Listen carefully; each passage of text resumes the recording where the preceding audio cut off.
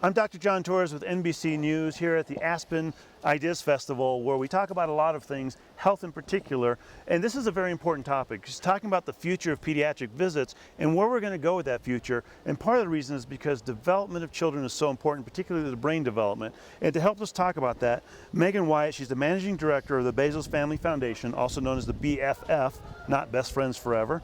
Dr. Carrie Quinn, she's the executive director of Mount Sinai Parenting Center, and Dr. Ben Danielson, he's the medical director of the Odessa Brown Children's Clinic.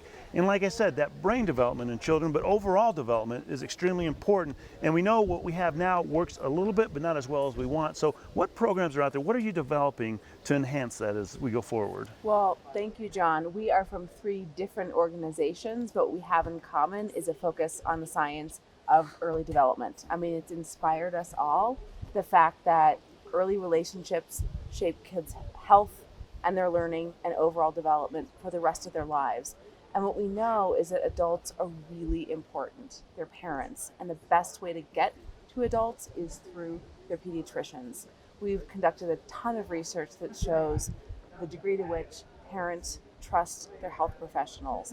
And so we have an incredible opportunity to share the science of early development, the importance of everyday interactions, language, responsive routines, back and forth. All of those things really add up.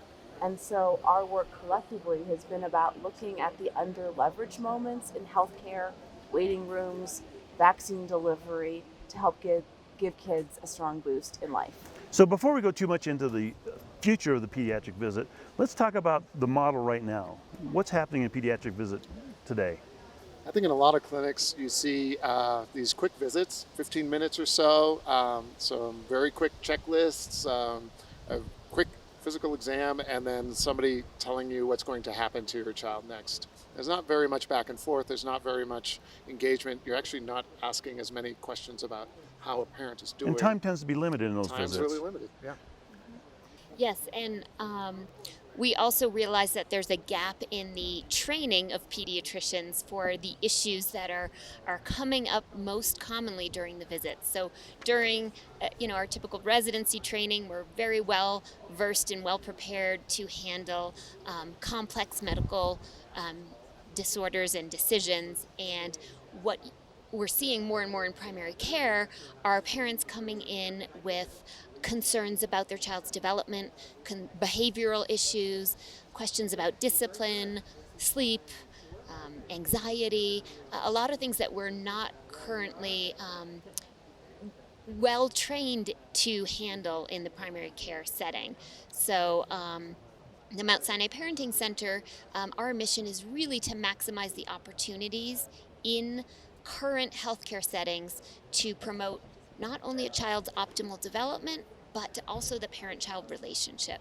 And we can highlight a few of the initiatives as well. And I know one of the things is looking at the development of pediatricians to start pushing forward the development of pediatrics, of the children themselves. And you guys are doing a lot of innovative programs looking at pediatricians, residents, how they get trained, because as of now, one thing I always talk about is, for most doctors, if you ask us about certain things, nutrition, for example, we don't get that training.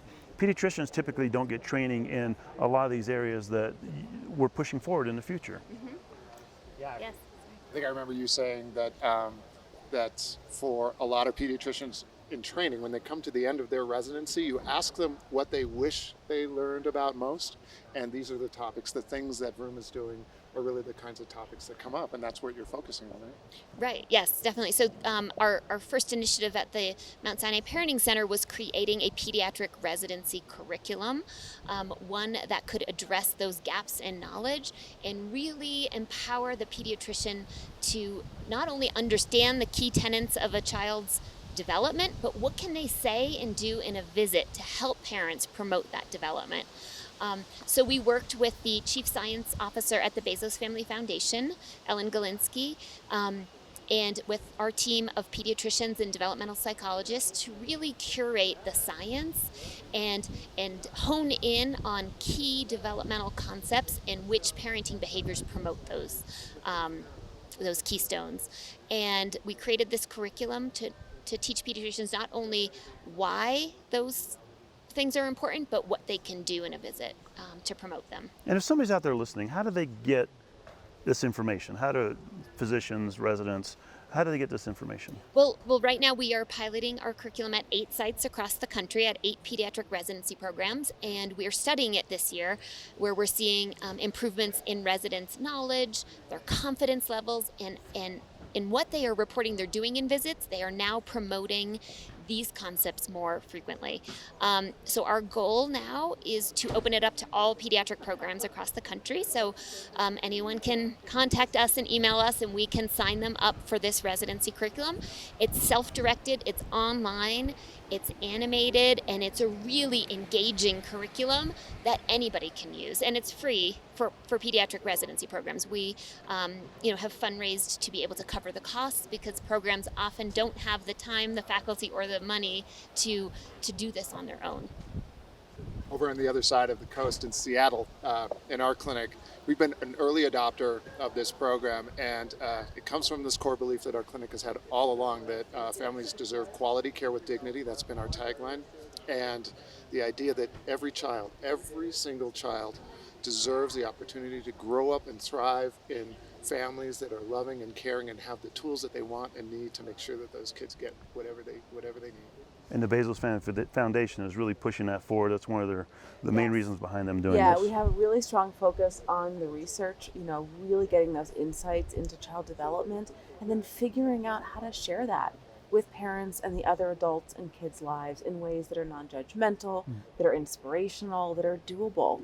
It's really about taking the time you have and transforming it differently. So mealtime, bath time, changing a diaper. Oh my gosh, how many diapers do we all change as new parents? And using those moments to promote language and back and forth and executive function. And so while our work with Vroom always starts with relationships, they're irreplaceable. We do have tools that are free, like a mobile app and an SMS, and partnerships with broadcast, where the content can be accessed any time of day for free. That's amazing. Vroom.org. I love that. Again, say hold on real quick. Vroom.org. Vroom.org. VROOM.org. There you go. I love that for those doctors who are in diapers, i.e. residents, that you're changing the next generation of healthcare providers by focusing your efforts in that space as well. Right, and to add to what Megan was saying, and that they are finding the everyday moments parents have, what we're doing with the Parenting Center is finding the everyday moments in healthcare, and using that same messaging to use those moments differently. So it might be bringing in a food tray to a new parent, or telling a new parent that their newborn passed their hearing test, or rolling the family out the door after they become new parents to leave the hospital. Each of those moments are opportunities for building relationships and building brains. And so our goal is to take that same concept of Vroom, bring it into the hospital setting, and use every moment there as an opportunity to deliver this science. And our goal is to also go in that other direction and make healthcare something that's not quite so medicalized, and push great ideas like Vroom outside of the clinic walls into the communities where everybody lives, works, plays, dreams, sleeps, and does everything else that makes our lives fulfilling. And BFF is certainly helping with this. Well, and the last time I went into Odessa Brown, they were giving out bike helmets. And so I just think we need to meet families more than halfway, because kids' futures really depend on it. And so really thinking about whole children, whole families in communities, that's where we need to be focused. And like you said, what they do now affects their future. Their future is our future, and the future of not just the country but the world, and it does certainly take a village to do all this.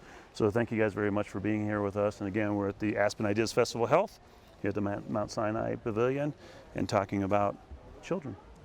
Thank you. Thanks. Thank you.